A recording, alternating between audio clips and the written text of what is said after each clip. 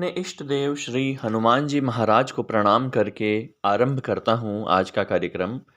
श्री हनुमान जी महाराज के सिद्धपीठ स्थान सालासर धाम राजस्थान से मैं डॉक्टर अमित कुमार दाधीच आपका इस कार्यक्रम में बहुत बहुत स्वागत करता हूँ।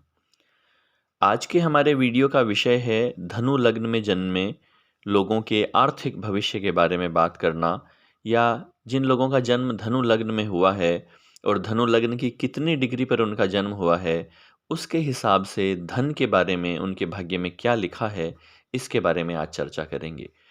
इसे जानकर आपको क्या करना चाहिए, क्या नहीं करना चाहिए, यह भी पता चलेगा। और यह जो बातें मैं बताऊंगा, यह बहुत सारी जन्म कुंडलियों में टेस्ट की हुई है, परखी हुई है, और उन्हें मैंने बहुत सारी जन्म कुंडलियों में एकदम सही जाते भी देखा है। लेकिन कई बार जन्म कुंडली के दूसरे योगा योगों के कारण से इन बातों में काफ़ी परिवर्तन भी आ जाता है, लेकिन फिर भी यह सब जानना आपके लिए हितकारक रहेगा, फायदेमंद रहेगा, ताकि जिन बातों से आपको नुकसान हो सकता है उनसे आप सावधान रहें और जिनसे लाभ हो सकता है उनसे लाभ उठाएं। तो आइए सबसे पहले बात करते हैं धनु लग्न में जन्मे उन लोगों के बारे में जिनका जन्म धनु लग्न की 0 डिग्री से लेकर 10 डिग्री के बीच हुआ है। क्योंकि धनु लग्न में शनि ग्रह जो है वह दूसरे घर के मालिक होते हैं, जो कि धन का घर है, वेल्थ का घर है। तो धनु लग्न में शनि की स्थिति बहुत कुछ बताती है ऐसे लोगों के धन के बारे में, कि भाई कितना धन होगा। यदि शनि बलवान हुआ, अच्छी स्थिति में हुआ, तो ऐसे लोग धनवान होते हैं, और यदि वह कमज़ोर हुआ तो आर्थिक स्थिति को कमज़ोर करता है। इसके अलावा इस डिग्री में जन्म लेने के कारण से जो फल हैं वह इस प्रकार हैं कि ऐसे लोग बिना ज़्यादा सोचे विचारे कई स्कीमों में धन लगा देते हैं। पार्टनरशिप में, साझेदारी में काम नहीं करना चाहिए, उससे नुकसान होने की संभावना है। आय के यानी इनकम के एक से ज़्यादा स्रोत, सोर्स ऑफ इनकम एक से ज़्यादा होने के योग हैं। 32 साल की उम्र में इन्हें नुकसान उठाना पड़ सकता है। किसी धोखेबाज संस्था के कारण से ऐसे लोग पैसा खो सकते हैं।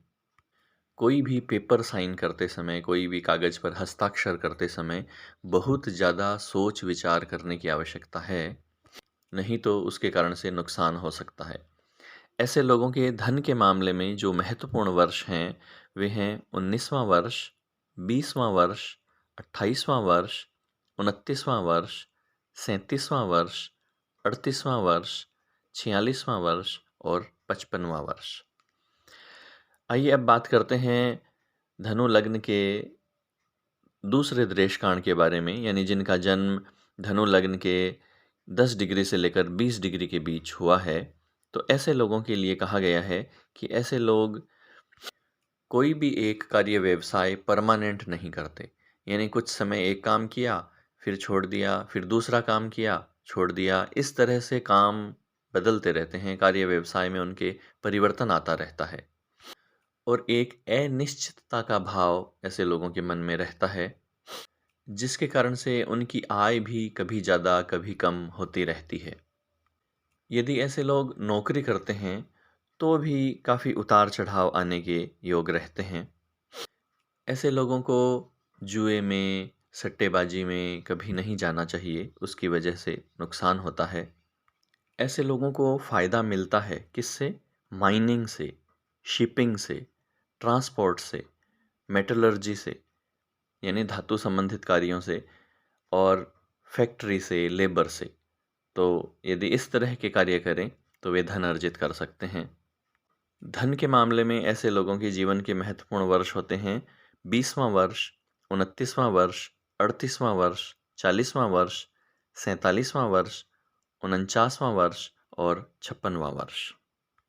अब बात करते हैं तीसरे दृष्टिकोण के बारे में, यानी धनु लग्न में 20 डिग्री से लेकर 30 डिग्री के बीच यदि आपका जन्म हुआ है, तो ऐसे लोगों के लिए धन के मामले में कहा गया है कि वे धन के मामले में काफ़ी अच्छे होते हैं। उनके जीवन के शुरुआती जीवन को अगर छोड़ दें तो, यानी शुरुआती जीवन धन के मामले में इतना अच्छा नहीं होता, उसके बाद में रुपए पैसे के मामले में, फाइनेंस के मामले में उनकी स्थिति काफ़ी बढ़िया होती है।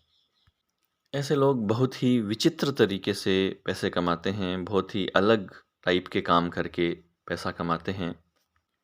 शादी के बाद फ़ायदा होता है, शादी के कारण से भी फ़ायदा होता है।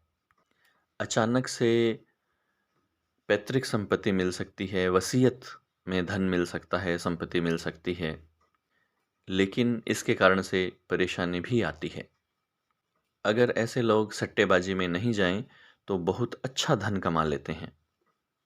ऐसे लोगों के धन के मामले में जो महत्वपूर्ण वर्ष हैं, वे हैं 17वां वर्ष, 26वां वर्ष, 29वां वर्ष, 35वां वर्ष, 38वां वर्ष, 42वां वर्ष और 49वां वर्ष। तो आज के लिए इतना ही। अगले वीडियो में बात करेंगे मकर लग्न के बारे में। नमस्कार।